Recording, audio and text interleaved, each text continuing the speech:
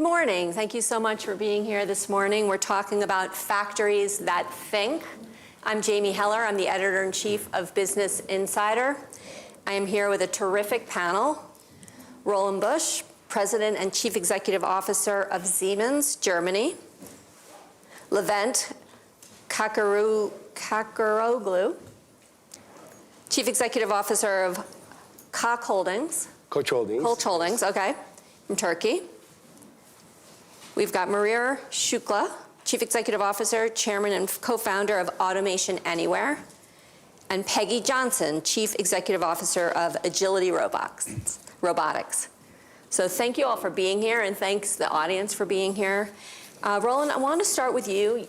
Siemens and NVIDIA have recently announced a partnership to build an industrial AI operating system. Could you tell us what that is and why it's important? Okay. I try to make it short. So let's assume now you want to build a new manufacturing line for electronics. What you do is you simulate the whole thing. You make a digital twin of the product you want to manufacture, of the production line which you're going to use, so of the whole environment, before you even start building it. That allows you to optimize the product, the manufacturing line in a very comprehensive way. This is where it starts. And here we go. So this is used digital twins. And when we talk digital twins, we talk really physics-based digital twin. So they behave like the real thing. When you heat it, when you run power on it, even when you run software on it, we can simulate how software runs on silicon. So once you have it, then you start sending your excavation machine, you build your plant, and you run it. Output is 25% higher space productivity, 20% less energy cost. You're much faster in ramping up. You don't make mistakes. If you use the digital twin, exactly. You see these days. Then comes, and you want to have this digital twin alive once you are running your production, because it allows you to optimize all the time. If you make a change, if there's something going wrong, you see real time what's happening on the shop floor, because you have a digital twin which is still alive, is feeding by the real-time data, and they can optimize. If a new product comes in, a new component, you know exactly what's happening. So, and for that, you need a technology stack, you need obviously data, you need a very solid software, simulation software, you need an operation software which runs your manufacturing side, and applications which help you operate. This is what we call the operating system, the industrial operating system, AI-based. And you need a lot of technology. This is where we are partnering with NVIDIA. They have Omniverse. They can make a photorealistic view of this whole manufacturing line. So you look at it as if it would be a video, and you can really simulate everything, including, by the way, the people working on the shop floor. So it's not only the machines, but also the people. And that's very powerful. And what we want to do is we want to make this operating system as easy as possible to use for our customers, so they can scale it and use it in a greenfield application, that's what I explained, or brownfield. If you start, you don't have to start from nowhere, you can start at any point in time. So the operating system is going to be a product that you're going to sell to your customers? It's more, if you consider a technology stack as a product, yes it is. So a product means that you cannot plug and play it for each and every application. You really have to adapt it to your individual needs, obviously. It makes a difference whether you manufacture a car, you're on a semiconductor plant, or you make a yogurt or a pharmaceuticals. It works in all cases, but you need obviously specialties. They differ. But the principle that I explained is always the same. Whether you build a product or whether you simulate a molecule which finally runs in a drug manufacturing plant, the whole model is the same. Got it. Okay, I want to come back to this, but first I want to introduce one more participant, the Minister of Foreign Trade of the UAE, Thani Ahmed Zeyoudi. Thank you. Thank you for being here. Let's get right into it. We're talking about digital twins and AI systems. Oh, you're still waiting or thing? Okay. So, Mihir, can you just bring us up to speed on the digital twins? Like, they've been around, but they're getting better. How important are they? What's exciting about them? So you're absolutely correct. The digital twins have been around, but the technology has exponentially improved and the computing power has exponentially improved. One of the unique advantage manufacturing has is that they have been collecting data from every machine and every system a lot longer than many other industries. So there's an enormous amount of information. Feeding all of those information with new, more powerful models allow you to create what Roland was talking about, a digital twin that exhibits all the characteristics of the physical system. And with the power of AI agents, this is not, I'm going to expand the theme from not factories that think, but they think, they connect and act, right? It is proactive. Because let's say digital twins tell you that there is going to be a problem in manufacturing. You can proactively act on it. It has implications on your inventory. It has implications on your shipping planning. And so can it alert everybody and do countermeasures across the because that's where the costs are, right? So how can it proactively operate with AI agents can instantly react and bring that resilience across an entire supply chain and operations. And factories are at the heart of it, right? And so if you catch something there, you can make everything better. Levent, you have factories, you have plants all over the world. What we're hearing, how real is it right now, or how much of it is something that's looking to the future? We are operating with quite diverse businesses, and digitalization is a group-wide imperative for us. We scale what works across home appliances, automotive, and oil refining. Currently, we are operating with 6 WEF-recognized lighthouses. In addition to value creation in terms of quality, productivity, efficiency, and sustainability, these factories are engines for us to transfer already proven capabilities. In that respect, what we have been talking about are the ones that we have already applied and benefited from. Take digital twins. Digital twins are emerging as productivity and flexibility engines.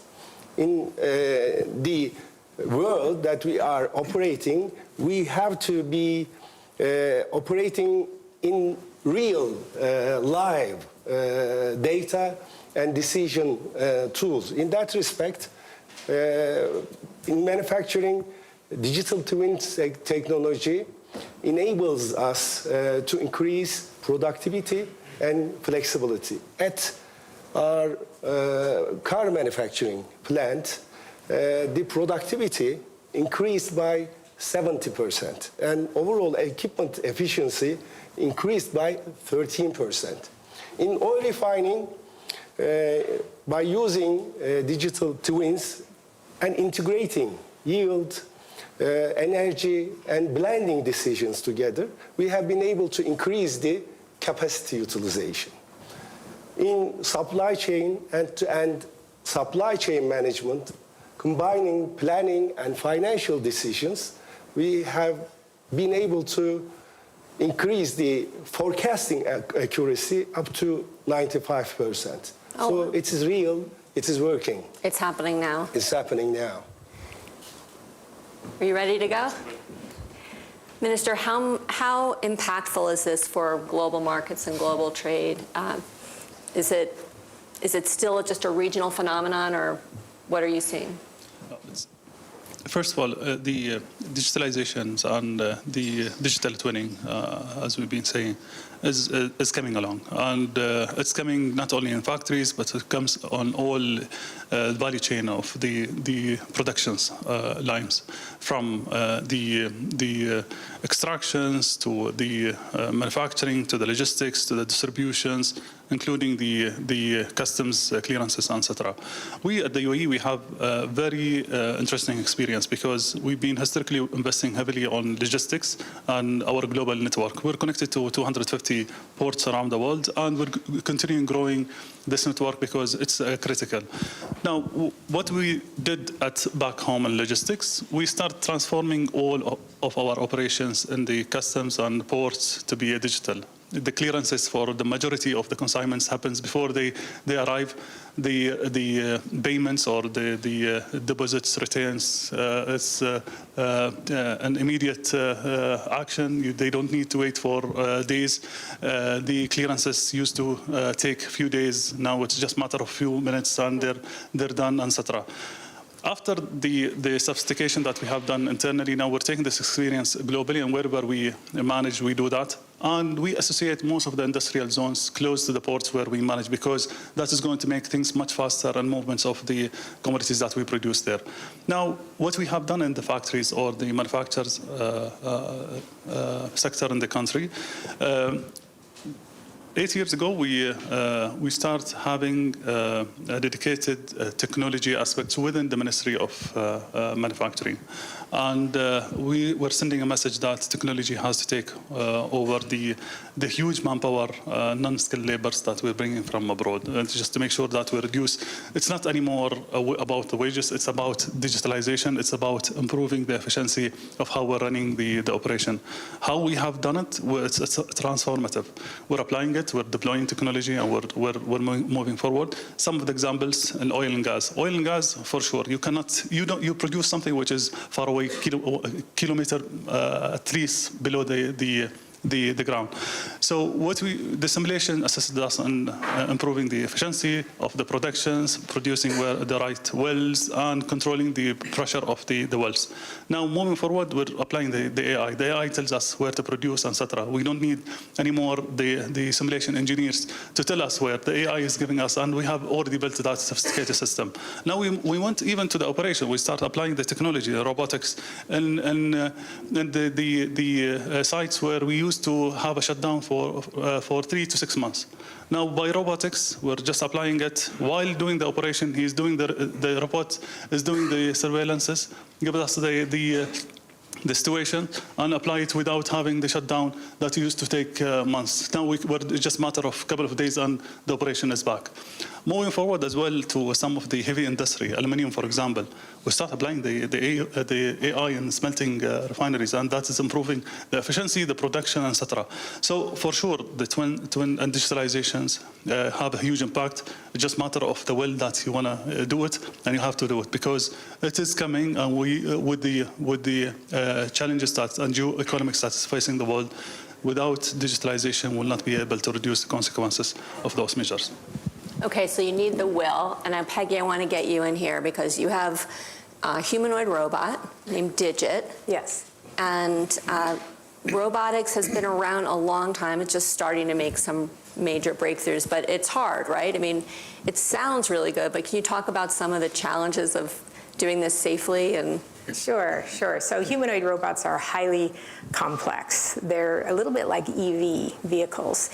They have to take in a lot of data. They have to process it quickly. They have to make decisions, which is why we're just starting to see them. Clearly, AI has helped supercharge it a bit, but you still need a dynamically stable, big device that can add value to a factory. So it's been slow in coming, but I would say that one of the turnarounds recently with humanoids is that they can operate in unstructured environments. Many robotics are unstructured? Unstructured, That's the most recent development. Yeah, and what I mean by that is they can step into places that are built for humans and do human work. It's largely material handling now, moving bins and boxes and things like that, item manipulation. But that's in contrast to sort of fixed robotics, maybe conveyor belts or single arm things. Those are obviously very functional and produce a lot of output. But in a humanoid, you can have something that has a lot of operational efficiency because it can do one job in the morning and something else in the afternoon. And it can go where humans go. It can go down narrow aisles. The world is built for humans, and so it can reach up high, it can go down to the floor, and that puts it in a category different from some other robotics, which are really meant to be static and in one place and do one job very well. So now that they can operate in these unstructured environments, and with the advent of AI, we can kind of supercharge the training of robots and get them out there and to do more and more things. And as their capabilities grow, they'll start to move beyond enterprise and eventually into our homes. But you mentioned safety, that's a factor. They have to meet a very high safety bar to go from a factory into our homes. Because right now in factories, they're mostly in like cells, right? In like. Correct, yes. They are meant today, all humanoids have to operate inside of a work cell. And you might see videos and demos and, you know, making coffee and doing backflips and things, but when you actually put them to work, they're automated machinery, and they're 200 pounds, they can lift 25 kilograms or 50 pounds. Like, these things are powerful. So they must stay inside of a work cell, away from humans. And the bar that you have to meet to get outside of the work cell is called being functionally safe. So you want to be able to be in close proximity with humans, but to do that, you have to not harm the humans when you get close to them. So it has to sense that, my robot has to sense it's approaching a human, and as it gets closer and closer, the radius gets smaller, it'll bring itself down to the ground, and it'll keep carrying its payload. It has to do all that balancing. When the human passes by, it'll stand up again and move on its way. We'll have one of those by the end of this year, a functionally safe robot. So then it can run around the factory. Just to support that, what you are talking about is the caged robots. Typically when you see a manufacturing line for cars, the welding robots, caged, and they do a repetitive task as precise as possible. And they do it extremely fast, but it's always the same. It's always the same, just welding the same parts over and over again. This environment is completely different. So you don't need really too much sensing. Security is defined by the cage. In that case, it's a completely different environment. The input tokens are sensors, different environment, and robots act accordingly. That works only with AI technologies. Correct, yeah. And that's what you're talking about, and it starts really in logistics, where you see a lot of handling stuff, but that moves more and more into different areas of manufacturing. And the problem we're trying to solve is some of the jobs that people don't want to do is... There's a couple things. One is it's very hard to hire for these manual jobs. They're dull and dirty, and they're dangerous at times because you're lifting over and over again, very repetitive. It's kind of mind-numbing work. Typically, people turn over within a year. Very quickly, they're moving along. But the injuries are also another thing. We have an aging workforce. A lot of young kids don't want to go into environments like this. So the older employees are also getting hurt more. They've been doing this manual work for longer. There's high costs there. And so those two things are really driving the need for humanoids, because it's so hard to find humans to step into these roles. And really, humans shouldn't, lift things over and over again and hurt their knees and backs. There's other jobs, there's higher order value that humans can offer versus just moving, item manipulation and moving boxes. Minister, I want to come back to you. You said there's so much potential if you have the will. What do you mean? Is it money? Is it political will? Is it public sentiment open to this? What is the challenge? See, the most important thing is the issue, the challenge, and you work toward it. Sometimes you have the money, but you haven't diagnosed the right solution to the problem that you're having. I'll give you an example. As a nation, we welcome everyone, and we are attracting the talents. And one of the challenge that we have, we're heavily dependent on the non-skilled laborers for the constructions, which is exactly what my colleague was talking about. it's becoming aging. It's too difficult to attract new young people to start working on the constructions. And robotics is the main solutions. Are we going to stop there? Absolutely no. The construction is part of the developments of the nation, and we're going to have we're having the largest development projects in the region. So we're heavily investing in robotics factories to ensure that it does this job instead of continuing bringing or looking for such laborers. Finance is critical for sure, but many countries are having the finance, but they don't have the right solutions or right diagnosis to sort out the issues. What we have done in the country, we came up with a very holistic approach when it comes to robotics and AI, starting with the government appointments, the policy developments, capacity buildings. But the main game changer that we have done is the R&D investments, which is usually a very costly matter. And many stakeholders are avoiding that because they say someone else will do it, I'll just copy paste it. But when it comes to AI, it's too late.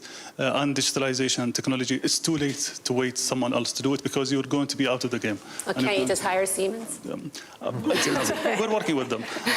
But you have to start working on R&D because you ensure to customize things to your own ecosystem, your own environments, your own conditions, etc. And then you start deploying and taking things forward. And the finance is combined with that because you need to have the entrepreneurs supported to bring those ideas and R&D thoughts into practicalities and commercial phase, which we're doing through different stakeholders. We're applying in the country the two models, the deployments and investments model, where we invest in international technology and bring it to the country, but also we have the consumer market where we apply anyone's technology in the country who would like to pilot and experience their projects. Oh, so you're opening your doors to be a place to pilot? We're becoming a regulatory labs to everyone. A laboratory. And at the same time, so we're doing our own as well, investments which match our own interests, etc. So coming back to your question, the will is there and should be there, but you have to know what you want, and you have to wait for a long term. You cannot just do it in overnight and think it's going to happen, because if you don't have that patience and consistency, you will not be able to achieve whatever you want to do. Levent, your company, how much are you doing your own investments, your own development versus working with partners and other providers? Of course, we need to work and collaborate with technology partners. But in addition to that, we have been building up our capacities, capabilities in digital space. In that respect, I can give an example of Platform 360 that we have developed in-house, and it has been deployed in more than 40 sites. It scales execution and decision quality across the businesses. As complexity increases, the need to accelerate the response speed and consistency become a real constraint. In that respect, this platform standardizes the diagnosis and decision across our businesses, and it is one of the most important aspects from our point of view to scale from pilot to the enterprise level. Is the ability to evaluate and make these decisions, that's the technology? What is the technology you're saying that is so important to scale across?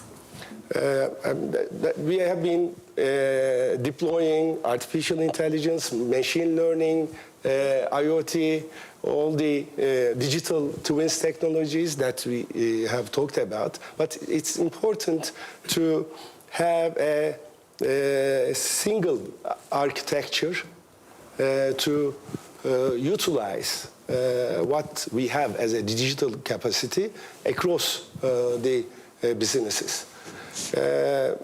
One of the aspects of intelligent factories is to be able to scale what is achieved in pilot studies.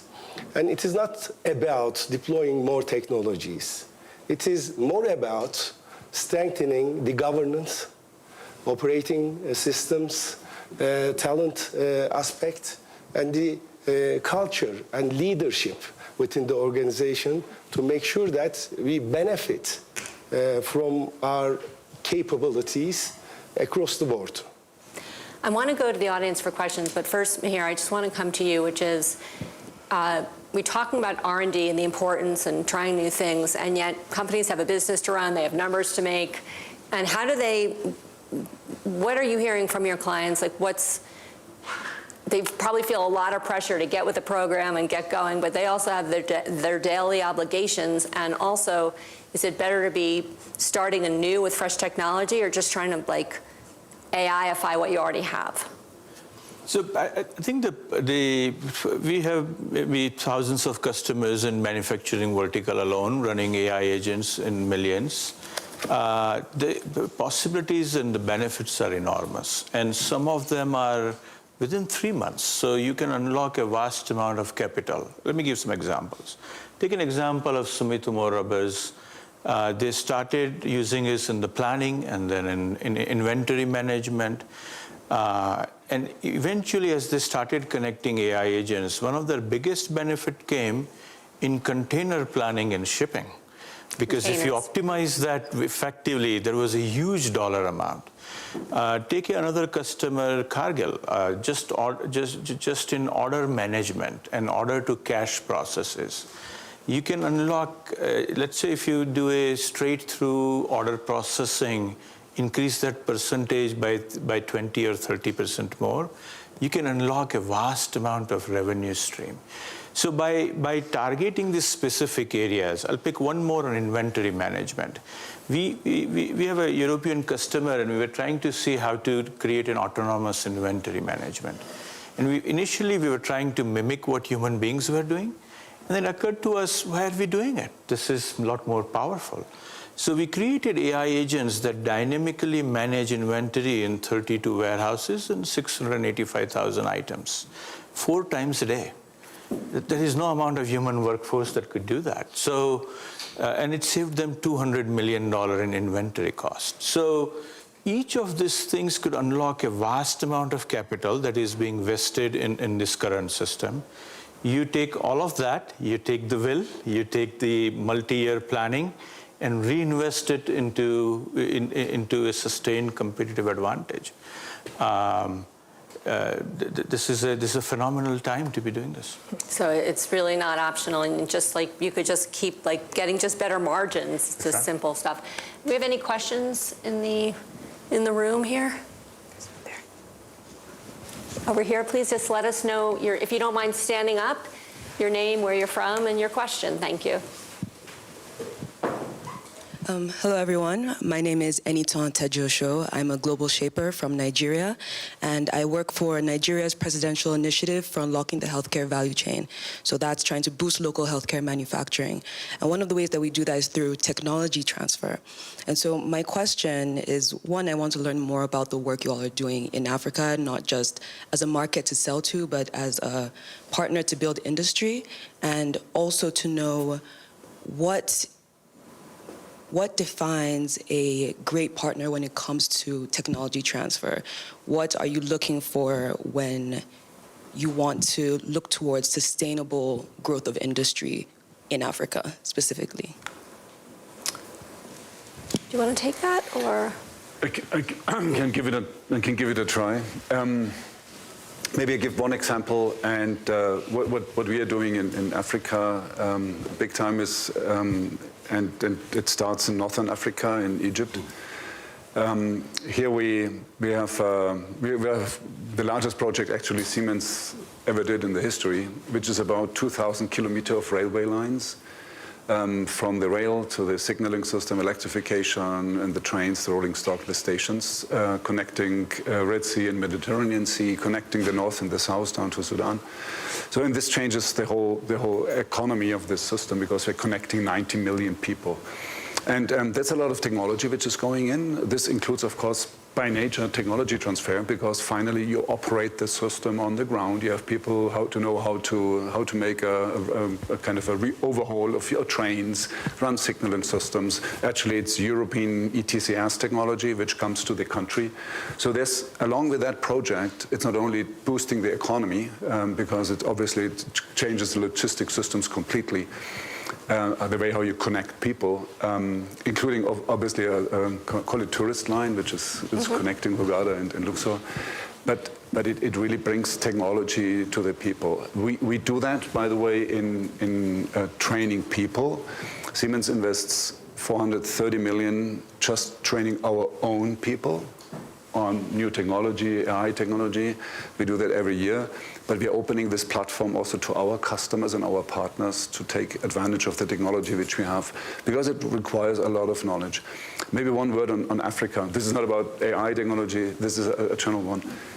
When economies develop, they develop in 4 waves: energy, logistics, infrastructure, so communication, mobility, then comes industry, and then comes higher education, healthcare. It goes concurrently, but you see these waves. And not before you have the first 2.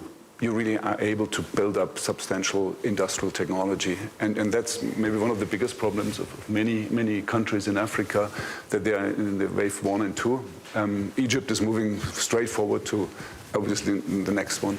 So, and then last point here, the advantages now, what I encourage is, if you're anyhow building that up now in that world we are living in, just try to leapfrog and use AI technologies all the way from the beginning. It's much easier if you do that right away from the beginning rather than have a brown field where you start migrating. That's right. Keep it short, it's a long story. And you mentioned talent and training. One of the things we were able to do is give free licenses and capabilities to the region. And in one particular case, we trained 700 women. And the great part is that they don't have to unlearn, and they can, and this technology that is so natural to learn, that it doesn't take 4-year degree to learn them, right? So there is an instant mobility, and out of that 700 women, 525 found a job in first week. This is remarkable, right? And this is agentic AI jobs. So I think there are multiple dimensions to it, but talent is very important. We have operations in Egypt and in South Africa, factories, and in addition to the products with the highest energy and water efficiency, we also transfer the capabilities that I have mentioned here to those factories as well. Those definitely create value in the countries that we operate in, and that includes investment in our talent in order to make sure that the technologies are being actively used and further developed by our colleagues. Maybe out of intelligent factories, I can give an example which is close to my heart. Our colleagues have developed a refrigerator which is powered by solar.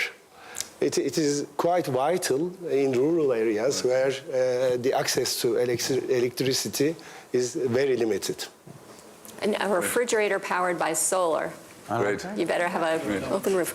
If you allow me to jump in here, because South Africa, Egypt are more well structured when it comes to investments, but we start as well as a nation investing in those LDCs within Africa. But it's not the answers will not be only applied to Africa, but everywhere.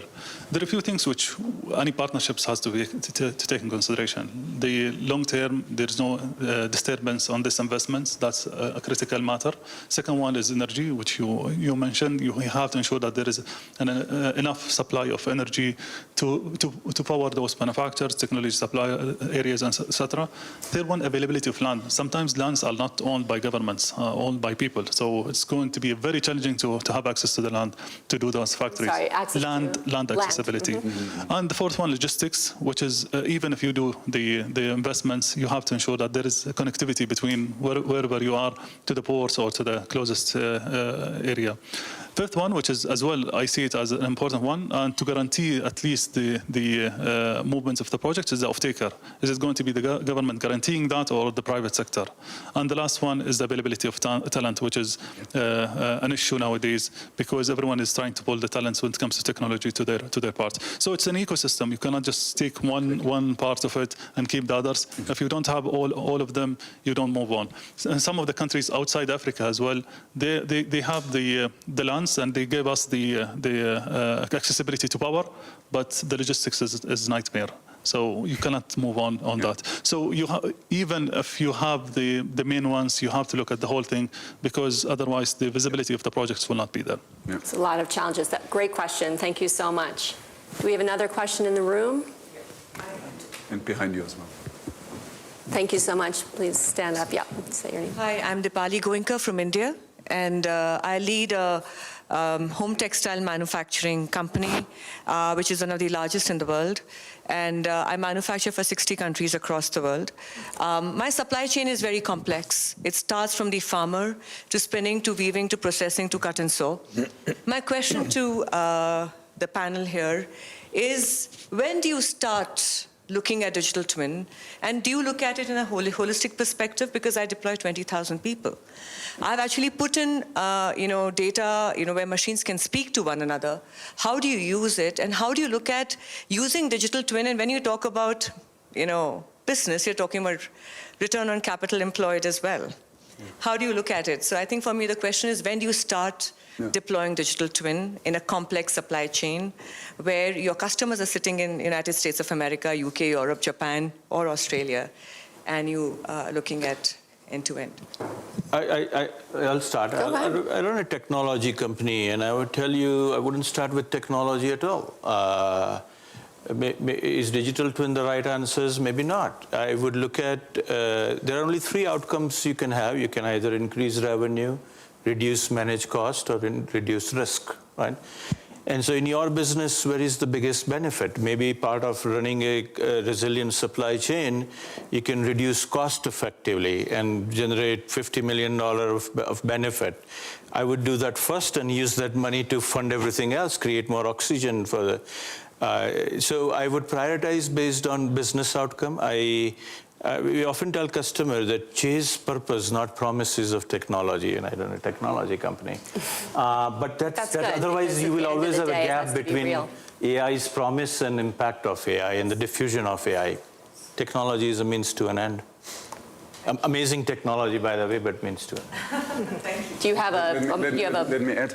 I mean, I know a little bit of textile industry, but obviously, and you rephrased it. It starts with your supply. Obviously, then you manufacture. I assume you have a lot of manufacturing machines, which are complicated, and you want to let them run 24/7, obviously. And then comes the demand. In the middle part, if it comes to machines. This is where I believe you could really start working on, and you don't need a digital twin of your textile machines, but what you need in the first place is collecting the data, how they operate. So start with the data layer, so you collect the data, and then you can, and this is the beauty about it, once you have a good, we call it operating software, which controls your machines, you can throw AI on it, and they tell you this machine is going to fail in a week from now. So they tell it even for that reason. So you can order a spare part. This machine doesn't stay a week. It stays maybe just an hour because you know exactly what's happening. This is possible with AI technology right now. And again, this makes your CapEx run 24/7, makes a big difference. I'm even not talking about getting more in autonomous operations, which is in some cases easier and difficult. I'm pretty sure you have your suppliers for your machines. And that's something where, I mean, we have this technology, we could support also to do that piece. The other one is the supply chain. If you really want to see how do you really get this whole thing running, where can you cost out, then you're more in the ERP system, which you hopefully obviously run as well. And the best is if you start tearing down data silos. I'm pretty sure you have data silos in your supply, in your machines, in your cell. start tearing these silos down, call it a warehouse, data lake, whatever. Then you can, once you have that, you can do exactly what you said. You can connect the data. AI helps you, and this is super powerful because it opens you. It's a view on your operations which you never had before. I mean, that might have just paid for your ticket to Switzerland. Some great advice there. We have one more question, I think, back here.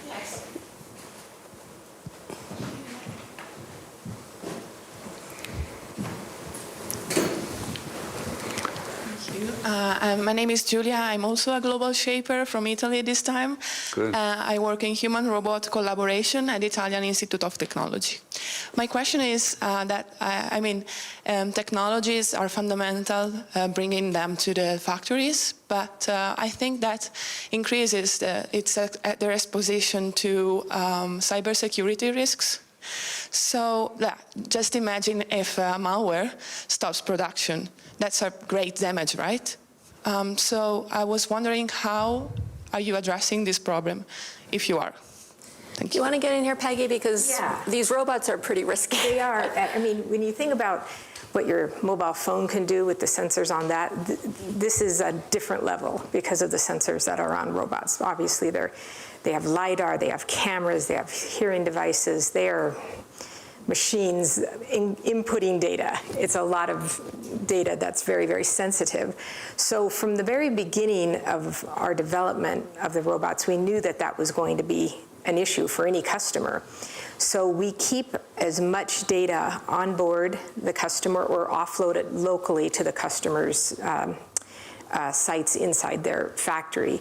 And we don't own any of the data. We, with their permission, we can help process it for them, for instance, off in the cloud, if the robot needs to make a decision or something. But the data is the customers, and that was sort of the principle we went in with, so that the way we built the robot was to keep all of that data protected, to keep the comm links protected, and ensured that, others, bad actors, couldn't get to it, because clearly that's very competitive data as well. I would also say that as part of design, you want to design it so that where do you use artificial intelligence and where there are dynamic reasoning, and where you lock it in so that it does not deviate. When I use an extreme example of let's say there's a cruise missile, and it can dynamically decide many things. It's kind of a robot. But it has a fixed destination. That does not change. That's not dynamic, because you knew it before you launch where it is going. Yeah?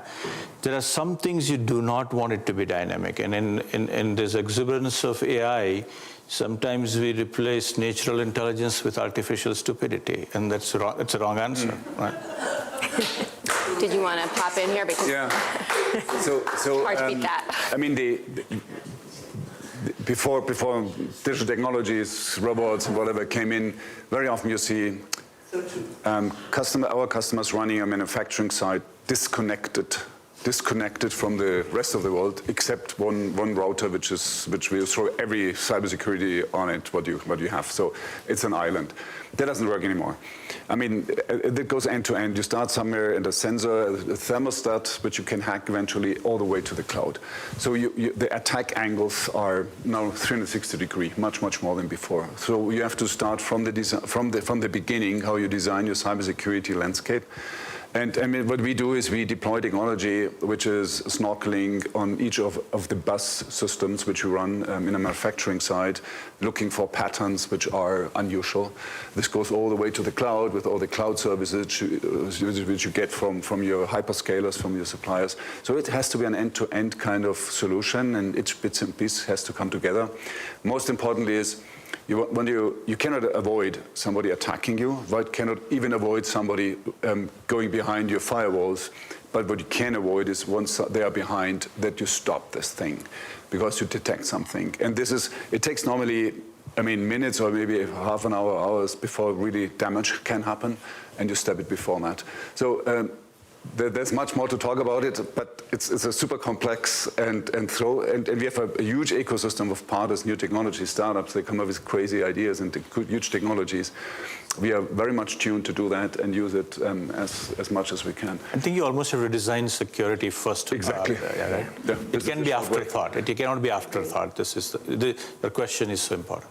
If you allow me to jump in from the government point of view, we started early on cybersecurity, and the other thing which we did, we built the right protocol, and we start making sure that people are aware. You cannot just work in isolation as a cybersecurity authority. You have to know to make sure that the employees, anyone who is in the factories or in the government employees, they're aware of the protocol and what are the steps that has to be taken, and for sure the protection measures, etc.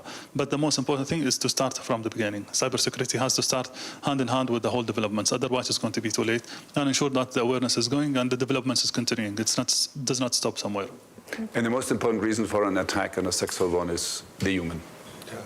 That's where the greatest risk is, and that's why it's so important what you're saying to have well-educated humans on this. Okay, lots of risk, but huge potential. Thank you all for an amazing panel. Thank you for being here. Have a great day. Thank you. Thank you, Julie.